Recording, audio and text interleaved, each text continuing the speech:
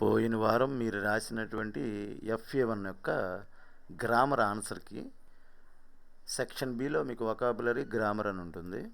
అందులో ఫస్ట్ ఏమని అడిగాడంటే కంబైన్ ద సెంటెన్స్ యూజింగ్ హూని యూజ్ చేసి ఈ రెండు సెంటెన్స్ని కలపాలి. ఇక్కడ గమనిస్తే ద ఉమన్ అని ఉంది. The woman is preparing supper. ఇక్కడ ఒక వ్యక్తి గురించి మాట్లాడుతున్నారు. ఇక్కడ షీ ఈజ్ మై మదర్, ఆమె నా తల్లి. ఇక్కడ రెండిట్లోనూ ఉన్న సబ్జెక్ట్ ఒక్కటే. రెండిట్లోనూ ఒకే సబ్జెక్ట్ ఉన్నప్పుడు ఇక్కడ హూ పెట్టి ఈ సెంటెన్స్ మొత్తాన్ని ద ఉమన్కి ఈజ్కి మధ్యలో ఇన్సర్ట్ చేసి రాస్తే రైటు, లేదా ఇంకొక విధంగా రాయొచ్చు. 2 టైప్స్లో రాయొచ్చు. ఫస్ట్ టైప్ చూడండి, ఇక్కడ పెట్టాలి హూ అనేది. హూ అని పెట్టి ఫుల్ స్టాప్ తీసేసి షీ తీసేసి రాసేస్తే ఒక మోడల్. ఇక్కడ హూ అనేది ఇన్సర్ట్ చేసాం. ఈజ్ ప్రిపేరింగ్ అలాగే ఉంది. ఇక్కడ ఫుల్ స్టాప్ తీసేసి is my mother, is my mother, ఇది ఒక మోడల్. లేదంటే ఇక్కడ హూని ఇన్సర్ట్ చేసి ఈ లైన్ మొత్తాన్ని తీసుకొచ్చి ఇక్కడ పెట్టచ్చు. అంటే ఇది సెకండ్ మోడల్. ఈ రెండిట్లో ఏది రాసినా మీది రైటే. Next, change the following sentence in passive voice. Passive వాయిస్కి a female anopheles mosquito transmits the malaria parasite అన్నాడు. ఇందులో మనం ఈ ఫస్ట్ ఇది సబ్జెక్ట్ అవుతుంది. మలేరియా పారాసైట్ అనేది మనకు ఆబ్జెక్ట్ అవుతుంది. ఇక్కడ వెర్బ్ అనేది V1S ఫామ్లో ఉంది చూడండి. అంటే subject plus V1S plus object, అంటే ఇది సింపుల్ ప్రజెంట్ టెన్స్లో ఉంది. సింపుల్ ప్రజెంట్ టెన్స్లో ఉంది కాబట్టి మనం రాసేటువంటి ప్యాసివ్ వాయిస్ కూడా సింపుల్ ప్రజెంట్ టెన్స్లోనే రావాలి. కాబట్టి ఫస్ట్ ఆబ్జెక్ట్ని సబ్జెక్ట్ కింద రాయండి. సింపుల్ ప్రజెంట్ టెన్స్లో మనకు వచ్చేటువంటి helping verbs is, am, are. ఇక్కడ మలేరియా పారాసైట్ అనేది సింగులర్ కాబట్టి ఈజ్ రాస్తాము. నెక్స్ట్, ట్రాన్స్మిట్కి V3 రాయాలి, ట్రాన్స్మిటెడ్. నెక్స్ట్, బై అనే ప్రపోజిషన్ వస్తుంది. ఆ తర్వాత సబ్జెక్ట్ని ఆబ్జెక్ట్గా రాసేయడమే. సో ఇది మీకు passive voice structure. Identify the wrongly spelled word in rewrite the correct spelling. ఇందులో తప్పుగా ఉన్నదాన్ని చూసి మళ్ళీ దాన్ని కరెక్ట్ చేసి రాయమన్నారు. మీకు 4టికి సంబంధించి డిక్షనరీ డెఫినేషన్లు ఇస్తున్నాను, డిక్షనరీ మీనింగ్స్ ఇస్తున్నాను చూడండి.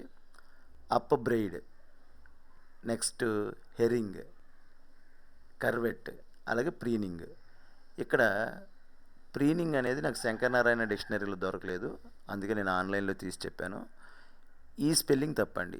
అప్ బ్రైడింగ్ అని ఉంది కదా, UPBRAID, అప్ బ్రైడ్. మీనింగ్స్ మీకు కావాలంటే స్క్రీన్ షాట్ తీసి చదువుకోండి. అప్ బ్రైడ్ అనేది రాంగ్ స్పెల్లింగ్, మీరు ఇది రాసి కరెక్ట్ చేసుకోండి. Fill in the blanks with suitable articles. A, an, the పెట్టాలి. ఇక్కడ ఇట్ వాజ్ అన్యూజువల్ సైట్, ఇక్కడ పర్టికులర్గా చెప్పట్లేదు కాబట్టి ఏ కానీ యాన్ కానీ వస్తుంది. అన్ ప్రొనౌన్సియేషన్ మనకి ఆ వచ్చింది, సో యాన్ వస్తుంది.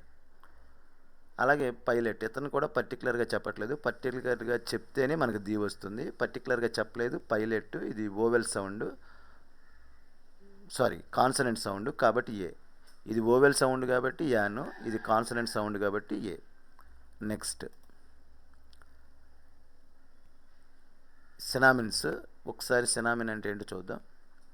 సినానిమ్ అంటే యాన్ ఈక్వలెంట్ వర్డ్, పర్యాయ పదము ప్రతిపదం, అంటే ఈక్వల్ వర్డ్ రాయాలి. ఇక్కడ స్కార్డ్ అని గ్లాడ్ అని ఉంది. స్కార్డ్ అంటే ఎఫ్రైడ్, భయపడడం అని అర్థం. గ్లాడ్ అంటే హ్యాపీ, సంతోషంగా ఉన్నాయి.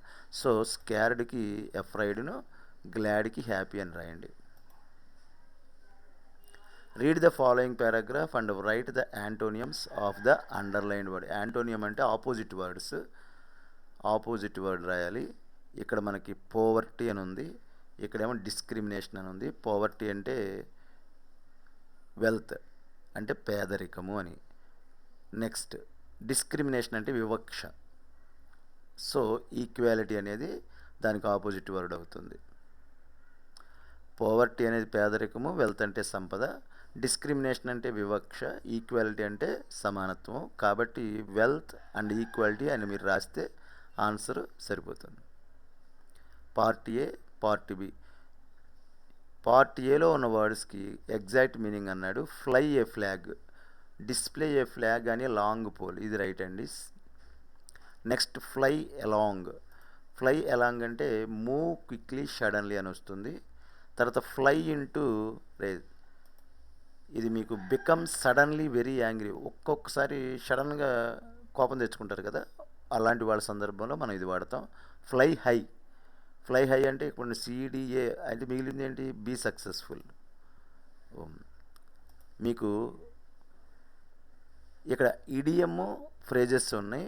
ఫ్రేజల్ వెర్బ్ టేక్ ఆఫ్కిను ఈడిఎంకి రాయమన్నారు, నేను రెండు రాశాను చూసుకోండి. Meaningful sentences, take off, the aeroplane will take off at 6 AM. అలాగే మీనింగ్ వచ్చేసరికి ఏంటి, విమానం గాల్లోకి ఎగరడం లేదా బయలుదేరడం, దీనికి సంబంధించి మనం ఈడియం రాస్తాం. అలాగే pushed to once limits, the coach pushed the players to their limits, ఒకరి పూర్తి సామర్థ్యాన్ని ఉపయోగించేలాగా వెనక నుంచి పుష్ చేయడం అనమాట.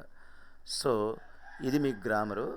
నెక్స్ట్ క్లాస్లో సెక్షన్ సి క్రియేటివ్ ఎక్స్ప్రెషన్స్లో నేను డైరీ ఎంట్రీ గురించి మీకు నెక్స్ట్ క్లాస్లో ఎక్స్ప్లెయిన్ చేస్తాను. మీకు ఏమైనా డౌట్స్ ఉంటే గ్రామర్ సంబంధించి ఏ డౌట్ ఉన్నా సరే కామెంట్ సెక్షన్లో కామెంట్ చేయండి. Thank you students.